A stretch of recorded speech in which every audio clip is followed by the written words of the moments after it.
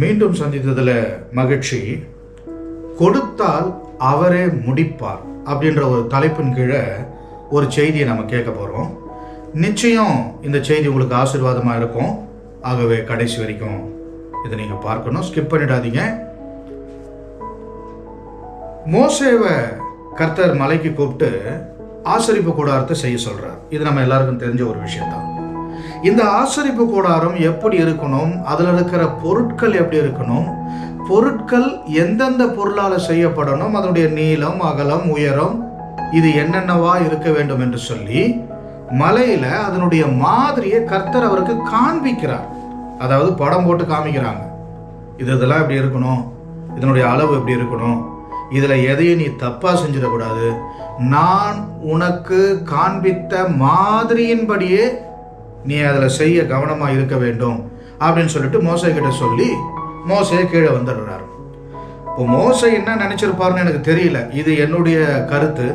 ஒருவேளை மனசுக்குள்ள மோசே அப்படி நினைச்சிருக்கலாம், ஐயோ ஆண்டவர் இவ்வளோ பெரிய வேலையை செய்ய சொல்லியிருக்கிறாரு, அதுலேயும் இத்தனை விதமான பொருட்கள், உடன்படிக்கை பெட்டி வேற, தூபபீடம் வேற.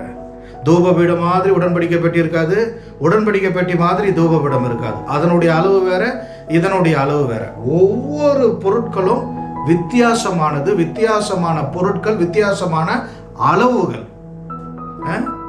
ஒன்று மாதிரி இன்னொன்று இருக்காது. இவ்வளவு செய்யணுமே, அதுவும் ஆண்டவர் சொன்ன மாதிரியே செய்யணுமே, இதை இவ்வளவு நேர்த்தியா ஆண்டவர் சொன்ன மாதிரியே நான் எப்படி செய்ய போறேன், என்ன பண்ண போறேன் அப்படின்னு சொல்லிட்டு மோசே நினைச்சாரோ இல்லையா அப்படின்றது எனக்கு தெரியாது. ஆனா கர்த்தர் நினைத்திருக்கிறார். மோசே கிட்ட திட்டத்தை கொடுத்து மாத்திரம் கர்த்தர் அனுப்பல, அதை செய்யக்கூடிய ஆட்களையும். யாத்திராகமம் 31ஆம் அதிகாரத்துல யூதாவின் கோத்திரத்திலிருந்து ஒரு ஆளையும், தான் கோத்திரத்திலிருந்து ஒரு ஆளையும், மற்ற சில ஆட்களையும் கர்த்தர் தன்னுடைய ஞானத்தின் ஆவினால அவர்களை நிரப்பி அபிஷேகம் பண்ணி ஆசரிப்பு கூடாரத்தில் இருக்கிற அத்தனை பொருட்களையும் செய்யும்படியாய் தேவன் அவர்களை மோசேவினிடத்தில் அனுப்பினார். எனக்கு அன்பானவர்களே, கடவுள் திட்டத்தை மாத்திரம் கொடுத்து அனுப்பல, செய்யக்கூடிய பொருட்களும் வருது. மலை கீழே வந்து ஒரு தடவை இஸ்ரவேல் ஜனங்களை பார்த்து ஒரு அனௌன்ஸ்மெண்ட் கொடுக்கிறார், ஆண்டவர் இந்த மாதிரி ஒரு திட்டத்தை கொடுத்திருக்கிறார் அப்படின்னு சொன்ன உடனே தேவையான பொருட்கள் வருது, செய்யக்கூடிய ஆட்கள் வராங்க. ஆண்டவர் என்னெல்லாம் சொன்னாரோ அதன்படியே செஞ்சு முடிச்சிட்டாங்க. இப்ப மோசே என்ன பண்ணாரு?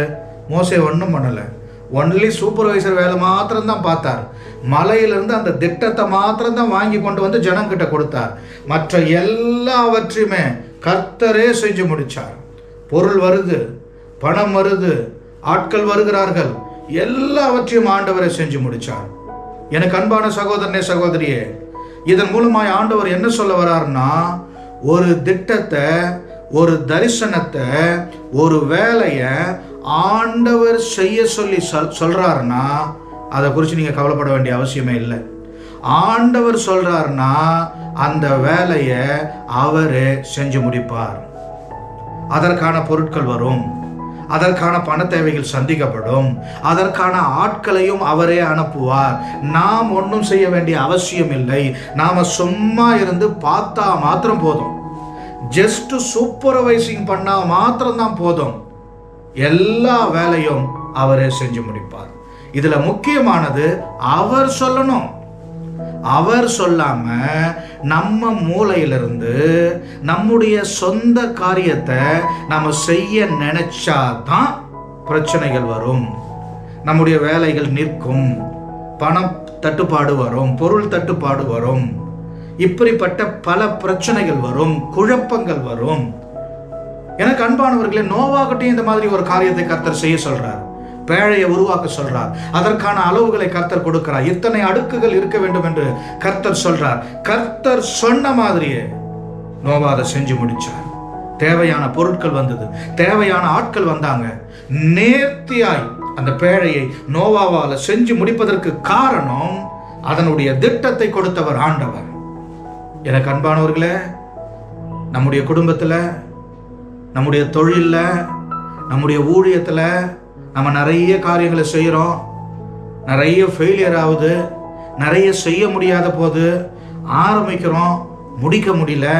ஆரம்பிக்கிறோம், பணம் இல்லை, ஆட்கள் இல்லை, நிறைய குழப்பங்கள் வருது. காரணம் கர்த்தர் சொல்லியிருக்கிறாரா? கர்த்தர் சொன்னாரா? இந்த வேலையை செய்ய கர்த்தர் சொன்னாரா?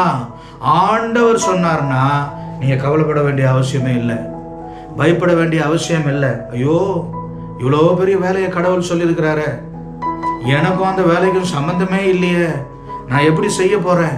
எனக்கு எங்கேருந்து பணம் வரப்போகுது, எங்கேருந்து பொருட்கள் வரப்போகுது, எங்கேருந்து ஆட்கள் வரப்போறாங்க, இதை நான் எப்படி செஞ்சு முடிக்க போகிறேன்? பயப்படாத தேவ ஜனமே, பயப்படாத. கர்த்தர் சொன்னதை மாத்திரம் உறுதிப்படுத்திக்கோ. இது என் மூளை சொன்னதா, என் அறிவு சொன்னதா, இல்லை ஆண்டவர் இந்த வேலையை எனக்கு செய்ய சொல்லியிருக்கிறாருன்னா மாத்திரம் நீ சரியாயிரு. ஆண்டவர் சொல்லிட்டாருன்னா கவலைப்படாத. அது எவ்வளோ பெரிய வேலை வேணாலும் இருக்கட்டும், ஏற்ற காலத்தில் ஏற்ற நேரத்தில் உனக்கு கொடுத்த வேலையை அவரே முடிச்சிடுவார். நீ கவலைப்பட வேண்டிய அவசியமே இல்லை. அதற்கான பொருட்கள், அதற்கான ஆட்கள் எல்லாம் வரும். நீ செய்ய வேண்டியதெல்லாம் சும்மா இருக்கணும், பொறுமையா இருக்கணும், காத்து இருக்கணும். ஆண்டவருடைய கரம் கொடுத்ததுன்னா ஆண்டவருடைய கரமே முடிக்கும். நீ கவலைப்பட வேண்டிய அவசியம் இல்லை.